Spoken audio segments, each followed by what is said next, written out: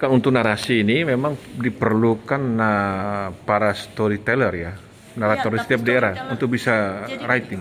kalau menurut saya zaman sekarang ini di era milenial, kita nggak bisa jual sesuatu ini hanya sekedar produk. Harus ada nilai cerita, yaitu narasinya. Narasi, itu betul. yang menarik orang. Apalagi Pak Gubernur Nusa Tenggara Timur, pariwisata menjadi prime movernya program beliau. Sehingga memang narasi itu penting untuk menarik antusiasme para wisatawan. Karena jujur saja kalau secara alam yang Tuhan sudah kasih, alam kita itu memang tiap kabupaten beda-beda Tuhan sudah kasih. Tetapi kalau alam itu kan kita bersaing dengan provinsi lain, internasional, laut orang lain juga punya, gunung mereka punya. Tetapi yang mereka nggak punya hanya kita doang, itu adalah budayanya. Salah satu adalah itu narasi dari budaya tersebut. Jadi Ibu Juli bisa tantang anak-anak muda NTT untuk bernarasi ya, untuk setiap motif ya, 800 itu, story ya. Ya, betul. Itu kerjaan besar tuh. Jadi saya sudah sebagai Ketua Dekranasda menghimbau kepada Dinas Pendidikan Budaya untuk seni masuk ke sekolah. Jadinya satu adalah tentang yang SMK, saya mewajibkan supaya bisa setiap kabupaten, karena motifnya beda, ada setiap kabupaten mempunyai SMK itu yang mempunyai jurusannya itu khusus memang menenun. Di NTT itu baru ada yang saya tahu itu adalah SMK 4 di Kota Kupang. Jadi mereka sudah berkolaborasi dengan kami. Kami yang modalin, Dekranasda yang modalin benang dengan alatnya, tetapi mereka menenun, habis itu kami yang membelinya. Motifnya kami pesan, kami yang membelinya, sehingga untungnya itu dibagi antara sekolah sekian persen, muridnya sekian persen. Jadi dari kecil itu saya sudah kepingin supaya anak-anak meneruskan budaya ini.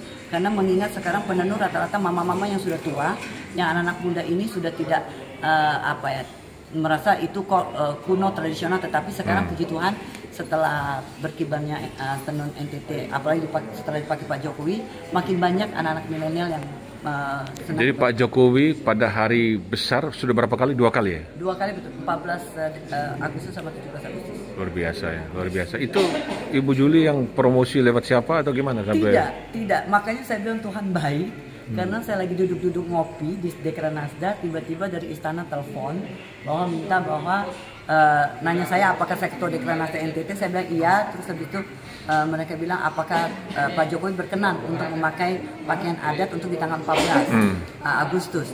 Saya bilang saya siap. Mau kabupaten yang mana? Seperti itu. Jadi pada saat itu Pak Jokowi kata staf presidennya bilang Bapak memilih untuk kalau tidak di daerah kepulauan kecil, yaitu Rote dengan Sabu. Jadi saya siapin dua-duanya. Untuk bawa ke istana untuk dipilih oleh Pak Presiden, sehingga Pak Presiden pada saat itu di tanggal 14 Agustus memilih yang dari Kabupaten Sabu. Nah, itu Kabupaten Sabu itu waktu pada saat beliau kenakan itu memang sudah menjadi pakaian adat.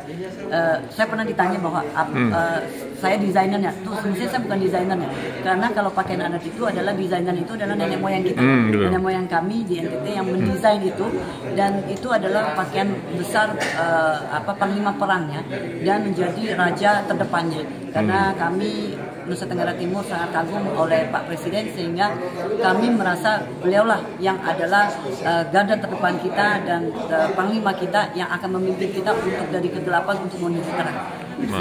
Jadi itulah yang itu. Nah, yang kedua adalah pada saat saya juga kaget juga, saya pikir 1 kali ya. Terus saya senangnya belum hilang, tiba-tiba saya diteleponin lagi oleh istana bahwa Bapak berkenan pakai lagi. Nah, Bapak berkenan pakai, saya bilang Bapak mau kabupaten mana? Nah, kali ini yang kesulitan saya, Bapak bilang terserah Ibu Gubernur aja katanya. Nah, itu yang membuat saya makin pusing lagi. Aduh, ini Bapak yang mau pakai gimana? Tapi saya pikir karena 17 Agustus nuansanya supaya ada merah putihnya itu, sehingga saya memikir untuk dari daratan timur.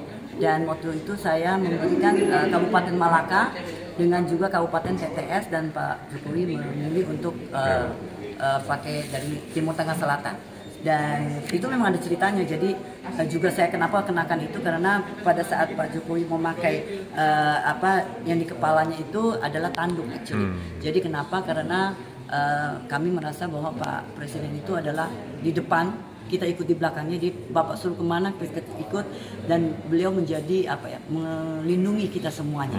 Seperti itu.